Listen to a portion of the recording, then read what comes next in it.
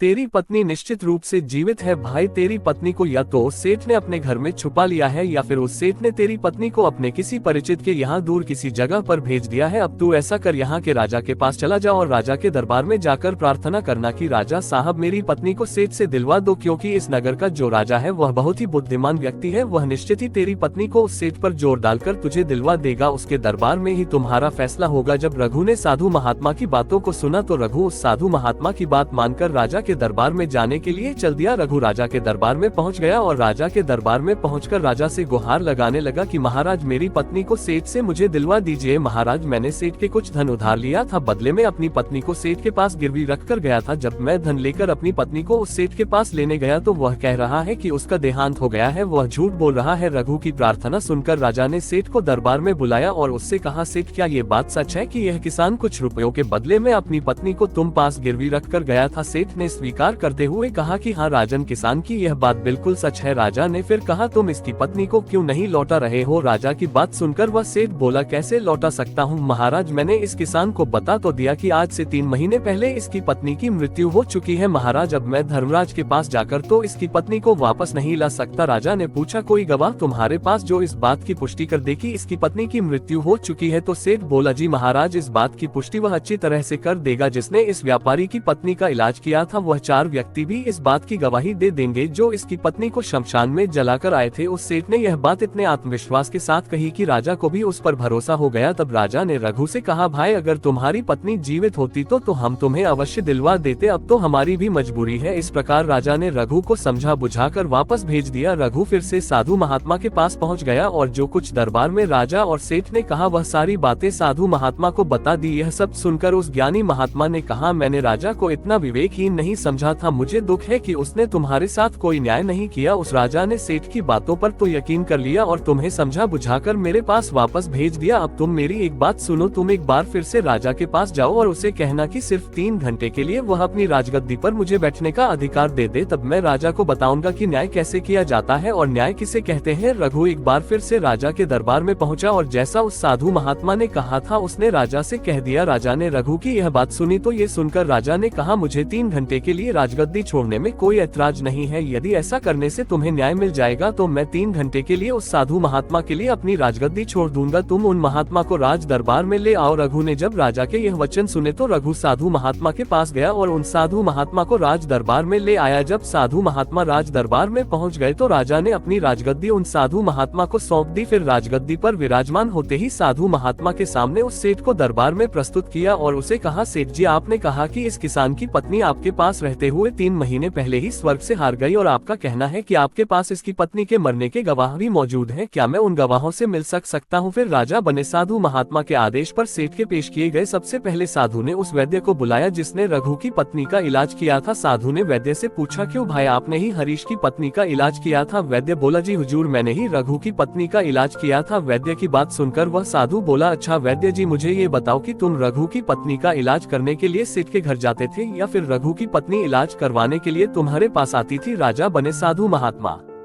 की बात सुनकर वह वैद्य राजा से बोला, महाराज सेठ जी मेरे औषधालय पर स्वयं आकर दवा ले जाते थे। साधु बोला, यानी तुम विश्वास के साथ यह नहीं कह सकते कि वह दवा सेठ रघु की पत्नी के लिए ही ले जाता था या फिर किसी और के लिए? साधु की बात सुनकर वह वैद्य बोला, हाँ महाराज ये बात मैं यकीन के साथ तो नहीं कह सकता कि सेठ किसके लिए दवाई ले जाते थे, लेकिन सेठ जी मुझसे दवाई जरूर ले जाया करते थे। वैद्य की बात सुनकर वह साधु बोला, इसका मतलब तो यही हुआ कि तुम मरीज को बिना देखे ही दवाइयाँ देते हो, ये तो बहुत ही गंभीर है। तुम दवा के स्थान पर किसी को जहर भी तो दे सकते हो और हो सकता है तुम्हारे द्वारा दिए हुए जहर से ही रघु की पत्नी की मृत्यु हुई हो। साधु की यह बातें सुनकर वैद्य का चेहरा डर के मारे पीला पड़ने लगा और वह भयभीत स्वर में बोला, नहीं हुजूर ऐसा हरगिज नहीं हो सकता, मैं अपने किसी मरीज को दवा के बदले भला जहर क्यों दूंगा और इस तरह से मेरी सारी मान प्रतिष्ठा भी धूल में मिल जाएगी। वैद्य की बात सुनकर वह साधु महात्मा बोले, अब तो तुम ऐसा ही कहोगे, मैं तुम्हें अपने कर्तव्य के प्रति लापरवाही करने के और एक मरीज के जीवन से खिलवाड़ करने के अपराध में 50 कोड़े लगाने का आदेश देने जा जा रहा हूँ, इसके साथ ही तुम्हारा मुंह काला करके सारे नगर में तुम्हें घुमाया भी जाएगा। अब तुम सोच लो वैद्य सच बोलोगे या फिर मैं सैनिकों को तुम्हें गिरफ्तार करने का आदेश दूं। ये सुनकर वैद्य का शरीर कांपने लगा और वह उस साधु के कदमों में जा गिरा और बोला, हुजूर मुझे माफ कर दीजिए, मैं स्वीकार करता हूँ कि मैंने सेठ के किसी मरीज का कोई भी इलाज नहीं किया। सेठ ने तो मुझे पैसे दिए थे और कहा था कि यदि गवाही की आवश्यकता पड़े तो ऐसा कहकर उसके पक्ष में गवाही दे दूं। बस मेरा इतना ही अपराध है कि मैंने लालच में आकर इस सेठ का प्रस्ताव स्वीकार कर लिया। राजा बने साधु महात्मा ने कहा, वैद्य जी कुछ भी हो आपने अपराध तो किया है, इसलिए मैं तुम्हें झूठी गवाही के इल्जाम में 100 कोड़े लगाने का आदेश देता हूँ। साधु महात्मा के आदेश का राजा के सैनिकों ने तुरंत ही पालन किया। सैनिकों ने तत्काल ही उस वैद्य को पकड़ लिया और भरे दरबार में उसे कोड़े लगाने लगे। पहला कोड़ा लगते ही वह जोर से चीख पड़ा और कहने लगा, महाराज मुझ पर रहम कीजिए, महाराज मुझ पर दया कीजिए, मैं मर जाऊंगा। हर कोड़े के साथ उसके गले से करुणामय आवाजें निकलने लगी। उसकी चीखें राज दरबार में गूंज उठी। वैद्य के साथ ऐसा होते हुए सेठ के गवाह के तौर पर बुलाए गए उन चारों व्यक्तियों के कलेजे दहल गए जिन्होंने रघु की पत्नी को शमशान में ले जाकर जलाने की बात कर। तब बारी उन चारों गवाहों की आई। साधु महात्मा ने उनसे पूछा, तुम लोगों का कहना है कि तुम चारों ने इस रघु किसान की मृत पत्नी का शव ले जाकर शमशान में उसे जलाकर आए थे। मुझे ये बताओ कि अंतिम संस्कार से पहले जब मृत शरीर को स्नान कराया जाता है फिर उसे कफन में लपेटकर धरती पर रखा जाता है, स्नान के दौरान क्या तुमने उस स्त्री का मृत शरीर देखा? ये सुनकर उस सेठ के चारों गवाह कहने लगे, नहीं हुजूर, उसका मृत शरीर तो हमने देखा ही नहीं था। जब सेठ जी ने अर्थी तैयार कर ली थी उसके बाद ही हम उसे शमशान में ले गए और उसे जलाकर आए। उन चारों गवाहों की बात सुनकर वह साधु महात्मा बोले, और तुमने ये जानना भी उचित नहीं समझा था कि उस अर्दी में कोई मृत मनुष्य लेटा है या कोई जीवित व्यक्ति? कहीं ऐसा तो नहीं कि जहरीले पदार्थ से बेहोश व्यक्ति उसमें लेटा हो और उसे तुम शमशान में ले जाकर जलाकर आ गए हो? ये तो एक बहुत ही गंभीर अपराध है, इसके लिए तुम लोगों को मृत्युदंड की सजा भी दी जा सकती है। वह चारों गवाह वैद्य की पिटाई देखकर पहले से ही भयभीत थे। जब उन्होंने साधु महात्मा के मुख से मृत्युदंड की बात सुनी तो वह सुनकर उन सभी के हाथ पांव मानो बिल्कुल ही ठंडे पड़ गए हो। साधु ने विनय भाव से सेठ की तरफ देखा। जैसे ही उस साधु महात्मा ने सेठ की तरफ देखा तो सेठ का चेहरा ऐसे काला पड़ गया। साधु ने सेठ से कहा, सेठ जी तुम्हारे पांचों गवाहों की तो पहले ही हवा निकल गई, अब तुम बताओ कि किसी की इच्छा के विपरीत किसी की पत्नी को जबरदस्ती घर में रखना और अमानत में खयानत के अपराध में तुम कौन सी सजा पाना पसंद करोगे? साधु महात्मा की बात सुनकर सेठ का चेहरा एकदम से सफेद पड़ गया, उसके मुंह से कोई बोल नहीं निकल सका। बने साधु ने कहा, सेठ इससे पहले कि मैं तुम्हें 10 साल का कठोर कारावास की सजा दे दूं, अभी भी समय है कि तुम इस रघु किसान की पत्नी को दरबार में